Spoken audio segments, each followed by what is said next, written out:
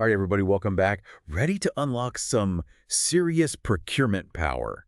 Today, we're going to dig into some management models. They can really, uh, you know, level up your game, Mm. especially like for those of you running small to medium businesses, right? Mhm. Where every dollar, every decision, it all adds up. Absolutely, yeah. We're not just talking about ordering office supplies here. It's deeper than Yeah, that. dig deeper. This is about like really strategizing, getting those key resources you need, building those solid relationships with suppliers. Totally. Making that whole procurement process like sing. Exactly. Okay, so one of the things we stumbled upon, and this is cool, is called the continuum of leadership behavior. Okay. Sounds kind of formal, right? Yeah, a little bit. But stick with it. It gets really, really practical, I promise. It basically outlines these three main leadership styles: Hmm. authoritarian, democratic, and laissez-faire. And you know what's really interesting when you think about procurement, especially in a smaller business, our sources, they all pointed to that democratic approach. It's like surprisingly effective. Yeah. And it makes sense when you think about it, right? I mean, in a smaller setup, you're right there with your team, Yeah. especially when you're talking about suppliers. Like if you're a manufacturer, choosing parts, getting your team's input, that's not just about being nice, right? It's Yeah. about avoiding like potentially big mistakes. Exactly. Think about it. Yeah. Who knows better than the people using those parts day in and day out? Whether a supplier's a good fit, I mean, that firsthand knowledge, it's invaluable. Totally. So that collaborative approach, it's key. Mm. But are there times when maybe a different style makes more sense? You don't want to be stuck in one mode all the time. Oh, for sure. You got to adapt, right? Yeah. And that's where situational leadership comes in. It's kind of like you wouldn't coach a seasoned athlete the same way you would someone who's brand new, right? So, Different levels, different approaches. Same with your procurement team. so let's say you've got this, brand new hire, eager to learn, but maybe needs a bit more guidance at the beginning. Right, totally. So you might be more directive. You lay out those clear instructions. You're keeping an eye on things. Right. You offer tons of support. You want them to really find their feet. Okay. But then on the flip side, let's say you've got your seasoned procurement pro. Handling, like a routine order supplier, they know inside and out. Yeah. Totally different, right? Oh, absolutely. This is where you can like step back a bit, let them shine. Right. You trust them. Exactly. Let them work their magic. So you can focus on other areas where your input really makes a difference. Talk about working smarter, not harder. That's it. It's about playing to everybody's strengths. Right. Right. But even with the best leadership in place, teams, they go through those phases. It's not always smooth sailing. Oh, tell me about it. It's definitely a journey. Building a team, it's not like a quick sprint. And having some kind of roadmap, it can be a lifesaver. It's like you're saying, here's the plan. And our sources pointed to this model Tuckman's stages of team development. It breaks down all those phases. Every team goes through them from the forming stage all the way to performing where everyone's in sync. Oh, I like that. In sync, like a well-oiled machine. So you're saying just knowing what to expect can prevents some serious headaches down the line. Totally. Think about it. You've put together your procurement dream team, right? Everyone's excited, maybe a little nervous, still figuring out the lay of the land. That's forming. Finding your footing. Okay. Yeah. But it can't all be smooth sailing from there, right? Right. Like any group, you're going to have different opinions, different ways of doing things. So you hit storming. Storming.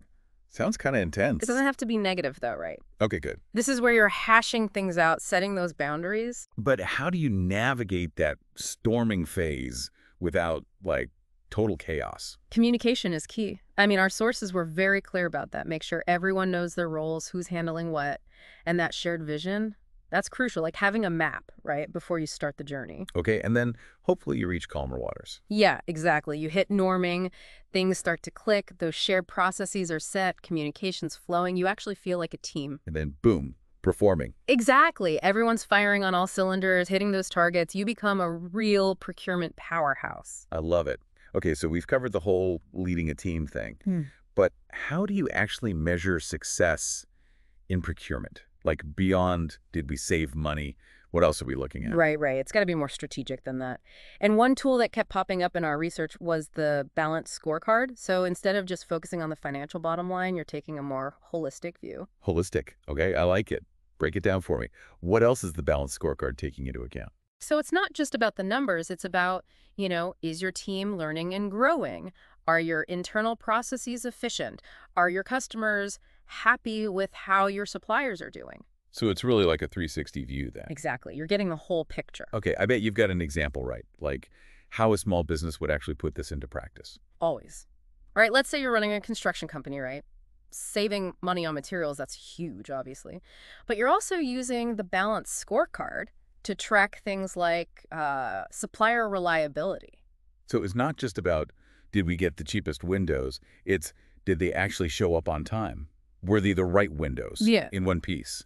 Exactly. Hmm. By tracking these things, you really see the true cost. Maybe you save some money up front, but if those delays snowball and throw everything off Right. schedule. Yeah, those savings just disappeared. Ouch. Okay, so we're tracking performance, but in the real world, let's be honest, you can't always have it all right. And that's where this idea of the iron triangle comes in. The iron triangle. It's a classic. It boils down to this. Cost, time, quality pick two. You can't have it all. Wait, so you're telling me I can't have top quality delivered yesterday on a shoestring budget? I'm shocked. Right.